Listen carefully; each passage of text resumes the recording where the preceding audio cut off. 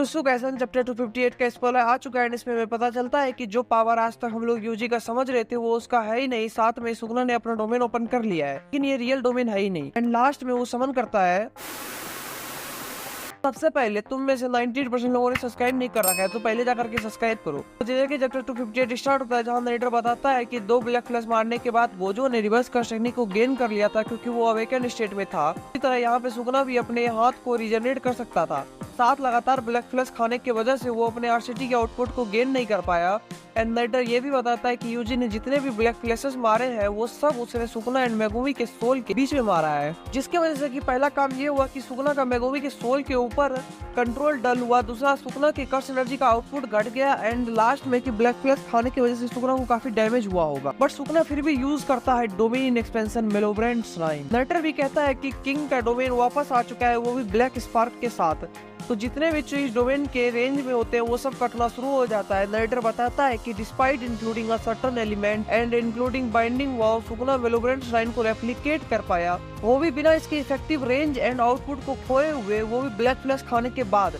तो देखो, सुगुना ने यहाँ पे अपना डोमेन ओपन नहीं किया, बल्कि उसने उसे रेप्लिकेट किया है, क्योंकि ये कहीं से भी सुगुना का डोमेन नहीं लगता है। इसका कोई प्रॉपर एक्सप्लेनेशन तो नहीं दिया, बट मुझे जितना समझ में आया कि उसने कुछ एलिमेंट को मिला करके साथ में बाइंडिंग वाव बना करके कुछ ऐसा क्रिएट किया जो कि डोमेन के जैसा है। देखो, वैसे भी सुगुना का डोमेन ओपन है तो उसे कोई सेपरेट स्पेस क्रिएट करने की जरूरत नहीं था। उसने बस कुछ ऐसा क्रिएट किया जिससे कि उसका रेंज एंड आउटपुट मेलोब्रेंट श्राइन के जैसा हो, एंड वो स्लेसेस तो मार ही सकता है। एंड मैं ये क्यों कह रहा हूँ ये तुम आगे जान जाओगे। फिर हम एक फ्लैशबैक देखते हैं जहाँ हाकारी सभी को समझा रहा होता है कि अगर हमें इनसे फाइट करना है तो सभी को आरसीटी एंड डोमेन को काउंटर करने के लिए आना चाहिए। तो चोजो कहता है कि अगर रिवर्स कर्स टेक्निक की बात है तो मैं और यूजी किसी तरह मैनेज कर लेंगे।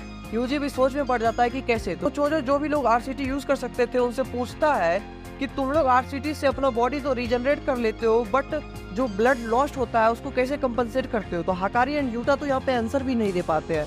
हाकारी कहता है उसका तो आरसीटी ऑटोमेटिक, एंड यूटा कहता है कि वो अपने इंस्टिंक्ट को फॉलो करता है। लेकिन सोको इसका आंसर दे पाती है। वो कहती है कि वो अपने कर्स एनर्जी को अपने ब्लड में कन्वर्ट करती है। तो चोजो कहता है कि मेरा बॉडी मुझे अलाउ करता है अपने कर्स एनर्जी को ब्लड में कन्वर्ट करने के लिए। तो अगर यूजी चोजो के रिमनिंग ब्रदर्स को कंज्यूम करेगा तो वो भी उनके कर्स टेक्निक को सीख जाएगा, साथ में ही वो चोजो की तरह ही अपनी कर्स एनर्जी को ब्लड में कन्वर्ट कर पाएगा। चोजो आगे ये भी कहता है कि रिवर्स कर्स टेक्निक को यूज करने का डाउन साइड है कि वो काफी लार्ज अमाउंट में कर्स एनर्जी को कंज्यूम करता है।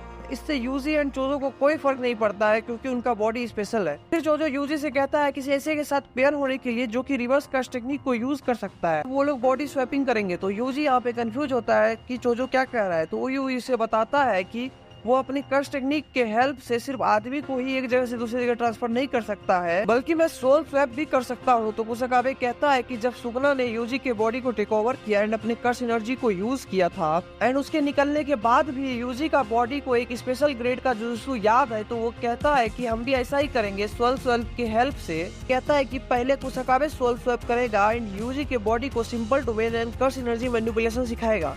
तो वो भी कहता है अच्छे से सोच लो, क्योंकि तुम एक मंथ में 2 लोगों के साथ ही सोल स्वैप कर पाओगे। और हाँ, हम आज तक जिसे यूजी का पावर समझ रहे थे वो उयुई का पावर है, ना कि यूजी का।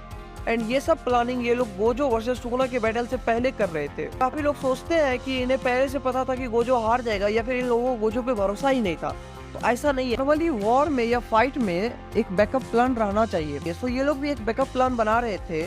ऐसा नहीं है कि इन्हें गोजो पे भरोसा नहीं था, बस ये लोग ये लेके चल रहे थे कि अगर कुछ ऐसा हुआ तो क्या होगा। क्योंकि सामने कोई ऐरा गैरा खड़ा नहीं था, गोजो के सामने खुद किंग ऑफ कर्सेस खड़ा था।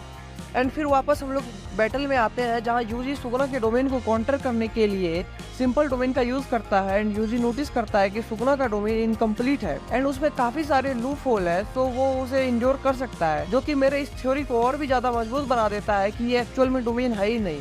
फिर नरेटर भी एक्सप्लेन करता है कि सुगुना इस डोमेन को ज्यादा टाइम तक के लिए यूज ही नहीं कर सकता है, साथ में ही वो माकी को अपने डोमेन में कैप्चर नहीं कर सकता है, क्योंकि उसके पास 0 कर्स एनर्जी है। ये डोमेन 99 सेकंड में कोलैप्स कर जाएगा। तब तक के लिए चोजो, माकी, इनो एंड यूजी को इसे एंड्योर करना पड़ेगा। तभी यूजी का सिंपल डोमेन टूट जाता है, जिससे कि यूजी को काफी सारे स्लेसेस पड़ते हैं एंड उसका लेफ्ट पैर भी कट जाता है। लेकिन तभी भी यूजी अनफेज्ड खड़ा रहता है।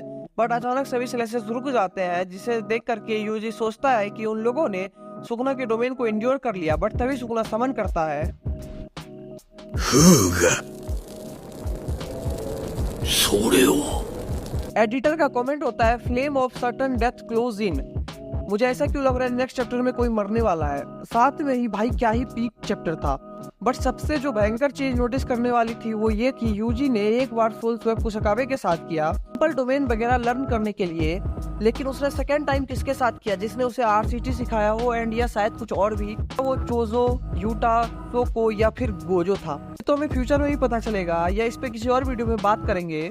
वैसे भी नेक्स्ट वीक ब्रेक है, तो अगर कुछ मिस नहीं करना चाहते हो तो वीडियो को लाइक एंड चैनल को सब्सक्राइब करो। चलो फिर बाय।